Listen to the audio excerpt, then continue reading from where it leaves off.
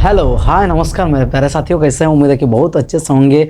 सही तरीके से पढ़ाई कर रहे होंगे। दोस्तों मेरे तरफ से बहुत बहुत स्वागत और एक नई वीडियो में। दोस्तों आज हम लोग बात करने वाले हैं कि ये है जो आप क्वेश्चन देख पा रहे हैं, जितने सारे भी एमसीक्यू, ये ऐसा वैसा एमसीक्यू नहीं है। ये जो 2025 में जो क्वेश्चन सब गिराया गया था उसी क्वेश्चंस को हम हुबहू उठा के ला के यहाँ पे रखे हैं, जो कि आप लोगों को मदद करने के लिए लाए हैं। और ये क्वेश्चंस हम लोग सॉल्व करेंगे और सॉल्व करने के बाद हम ये जानने के लिए कोशिश करेंगे क्या इसी तरीके से सेम पैटर्न फॉलो करके क्वेश्चंस को गिराया जाएगा।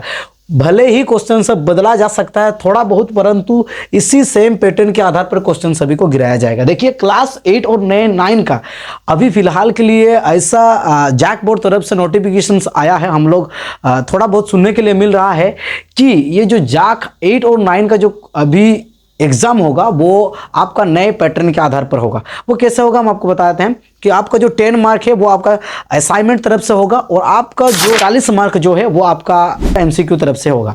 तो कुछ ऐसे सुनने के लिए मिल रहा है, लेकिन फिर भी तो आइए हम लोग ज़्यादा समय को ना गवाते हुए इस टॉपिक को हम लोग सही से बात करने के लिए कोशिश करेंगे। एक एक की चीज़ें हम लोगों को समझना बहुत ही ज़रूरत है।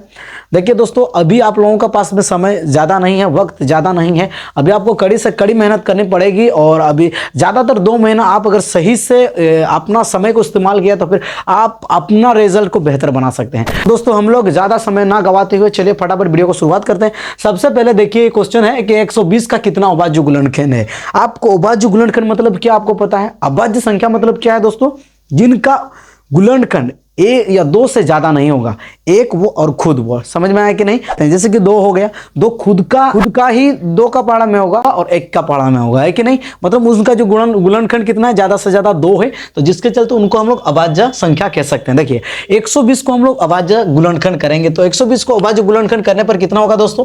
120 की बात करें तो 2 छक 12, 2 शून्य शून्य और हो जाएगा 2 3 6 2 शून्य शून्य 2 और यहाँ 15 हो जाएगा और 3 5 हो जाएगा 15। कुछ इस प्रकार से 120 का गुणनखंड आ रहा है। परंतु हमको ये तो क्वेश्चंस हमारा है ही नहीं कि मतलब ये 2 मल्टीप्लाई 2 मल्टीप्लाई 2 मल्टीप्लाई 3 मल्टीप्लाई 5, ऐसा तो है ही नहीं। कितना अभाज्य गुणनखंड है तो हिसाब करना है आपको। 1 2 3 4 5, तो टोटल कितना है हम लोगों का? 5 है, जो कि बी आपका सही ऑप्शन हो जाएगा। ठीक है, तो इसी तरीके से सेम 2 नंबर भी यही है कि 5 और 0 का मोसो कितना होगा दोस्तों? मोसो मतलब क्या? यानी कि मोसो मतलब है, जो आप मोसो जानते हैं ना, जो HCF जिसे कहते हैं हाईएस्ट कॉमन फैक्टर। ठीक है, तो अगर हम लोग उसको निकालेंगे तो कितना होगा? 5 और 0 का आप अगर निकालोगे तो 5 का तो 5 के 5 हो जाएगा, है ना? और जो 0 है वो आपका 0 मल्टीप्लाई 1 कर दीजिए, 0 हो जाएगा। ठीक है, तो कुछ इस प्रकार से होगा।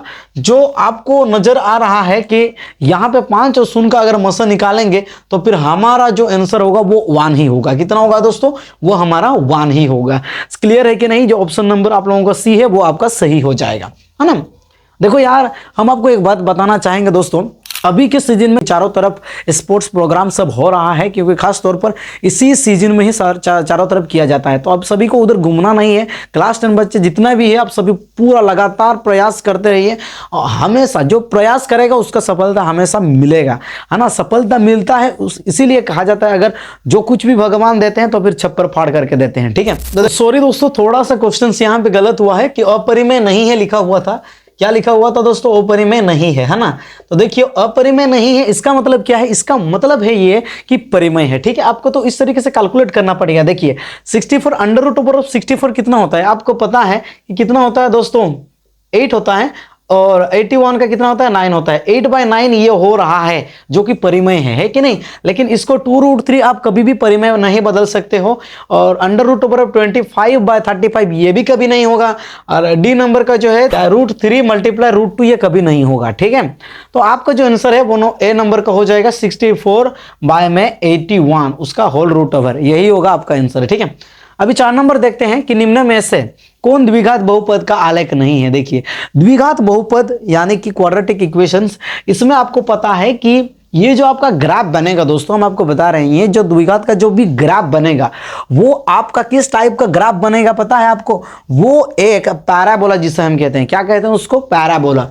ठीक है, तो वो उसी टाइप का बनेगा। जैसे कि ये सब, ये देखो यहाँ है और यहाँ है यू टाइप का। पैराबोला मतलब कि यू टाइप का बनेगा, ठीक है। और ये देखिए यू टाइप का नहीं है, ये तो डिंग डोंग है, देखिए ये डिंग डोंग टाइप का है, ठीक है। तो इसीलिए कभी भी आपका डी नहीं होगा। ये सब तो है परंतु डी हम लोगों का नहीं है, इसीलिए आपका आंसर क्या हो जाएगा, डी हो जाएगा, ठीक है। हुबहू दोस्तों इसी तरीके से सेम क्वेश्चंस आने वाला है, आप सभी इसी तरीके से सेम क्वेश्चन फिल करने वाले हो, लेकिन बात ये है कि थोड़ा बहुत हो सकता है घुमा दे सकता है, ठीक है, इतना ध्यान रखोगे। 5 नंबर का क्वेश्चन क्या है कि 2 माइनस एक्स होल इंटू में एक्स माइनस वाई में से शून्यकों का गुणनफल कितना होता है। आपको बता दें कि शून्यकों का गुणनफल और शून्यकों का योग होता है, दोनों अलग अलग है। Alpha plus beta is equal to कितना होता है दोस्तों, माइनस बी बाई ए, और alpha beta is equal to होता है सी बाई ए। यही फॉर्मूला आपको आता है कि नहीं, इसी फॉर्मूला से हम लोग इनको सॉल्व करने वाले हैं। देखिए 2 माइनस एक्स है, एक्स को एक्स के साथ अगर मल्टीप्लाई करेंगे तो फिर कितना होगा दोस्तों, इसको हम लोग एक इक्वेशन की मदद से निकालेंगे। इसको देखो तो कितना हुआ है 2 और माइनस में x multiply x x square और माइनस माइनस प्लस और x मल्टीप्लाई 1 तो कितना हो जाएगा, x हो जाएगा, ठीक है। इसको आसानी से हम लोग लिखेंगे तो सबसे पहले हम लोग लिखेंगे कि माइनस एक्स स्क्वायर और ये हो जाएगा आपका कितना हो जाएगा, उसी तरीके से प्लस x और ये हो जाएगा प्लस 2, ठीक है। यहाँ पे किसी को दिक्कत नहीं है। अभी देखते हैं कि यहाँ पे हम लोगों का आंसर क्या है। हम लोगों का है कि c बाई एस, सी कितना है दोस्तों, a बाई सी, सी आपका 2 है, ठीक है। और बाई में a कितना है दोस्तों, ए कितना है आपका, ए कितना है 1 है, ठीक है। तो कितना है 1 है, -1 जिसे कहते हैं हम लोग, है ना। तो अगर काटिएगा -1 दोनों -1 2 को अगर 1 से भाग करोगे 1 2 2 हो जाएगा और ये माइनस रह जाएगा, जो कि -2 कहाँ है आपका, यहाँ -2 है। समझ में आया कि नहीं दोस्तों, ठीक है। तो यही है -2 आप का ये फाइनल आंसर है। उसी तरीके क्वेश्चन नंबर 6 जो कि ये बता रहा है कि रैखिक समीकरण युग्म x + 3y - 4 = 0 तो 2x - 5y - 1 = 0 है। तो इसमें हल किस टाइप का होगा, अविरोधी होगा या फिर विरोधी होगा या फिर आश्रित होगा या फिर इनमें से नहीं होगा।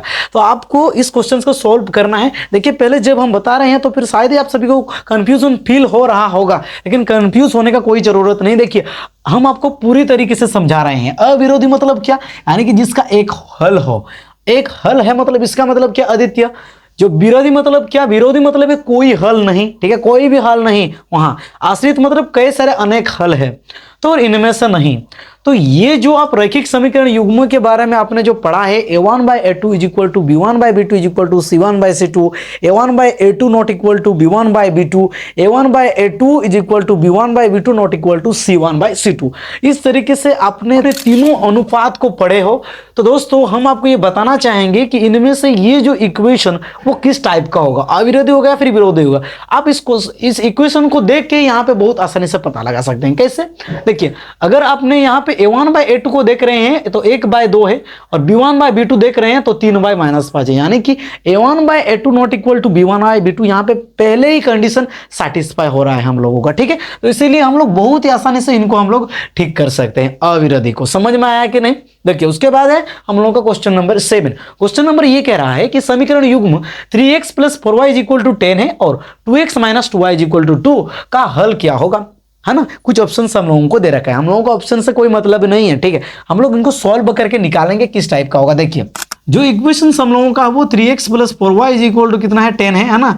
उसी तरीके से 2x - 2y = 2 है। देखिए ठीक है, अभी हम लोग क्या करेंगे, इसको सॉल्व करेंगे। इसको सॉल्व करने के लिए हम लोग कई सारे विधि हम लोग पढ़ रखे हैं, तो अभी हम लोग उसको यूटिलाइज करेंगे। यहाँ देखिए इसको अगर हम लोग सॉल्व करेंगे, ज़्यादा आसान मेरे ख्याल से अगर होगा तो फिर होगा आपका विलोपन विधि, ठीक है। तो विलोपन विधि से बहुत ही आसानी से इनको सॉल्व कर सकते हैं। विलोपन मतलब क्या, किसी भी x या फिर y को हम लोग उसको टोटली मिटा देंगे, ठीक है, इरेज कर देंगे। देखिए अगर हम लोग यहाँ पे x को अगर मिटाना चाहते हैं तो फिर 6 में अगर बदल देंगे तो फिर हम लोगों का मिट जाएगा, ठीक है, x।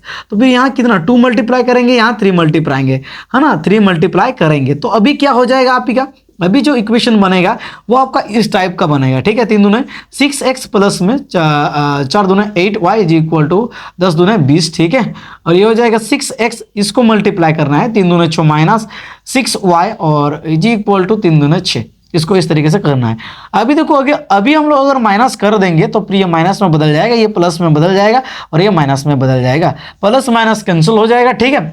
8 6 14 y = आया कितना आपका 20 से अगर 6 जाएगा तो फिर 14 होगा, तो y = आएगा कितना 14 में 14 = कितना हो जाएगा दोस्तों, ये = 1 हो जाएगा, ठीक है। यानी कि y हम लोगों का ऑलरेडी निकल चुका है, कितना दोस्तों 1 निकल चुका है। अभी इस y का वैल्यू को अगर हम लोग किसी भी रो इक्वेशन में हम लोग डाल देंगे, यानी कि यही वाला, ठीक है।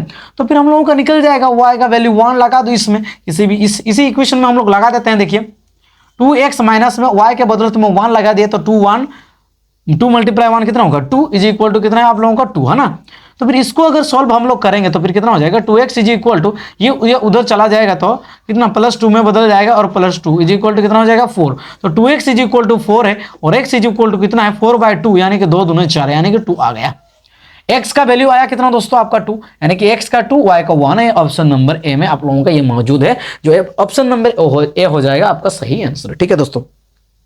तो देखिए दोस्तों, हम सोच रहे थे क्या आज हम लोग ना मतलब 1 से लेकर 15-16 क्वेश्चन हम लोग डिस्कशन कर लेते तो अच्छा होता, लेकिन क्या है ना समय तो बहुत कम है मेरे पास खास करके, और आप लोग भी शायद ही ये देख देख के बोर हो गए होंगे, तो जिसके चलते मैंने सोचा कि क्यों ना आज का वीडियो यहाँ पे एंडिंग कर दे दिया जाएगा और जितने सारे भी क्वेश्चन बचा हुआ है वो सब हम आप सभी को एक एक करके समझाएंगे।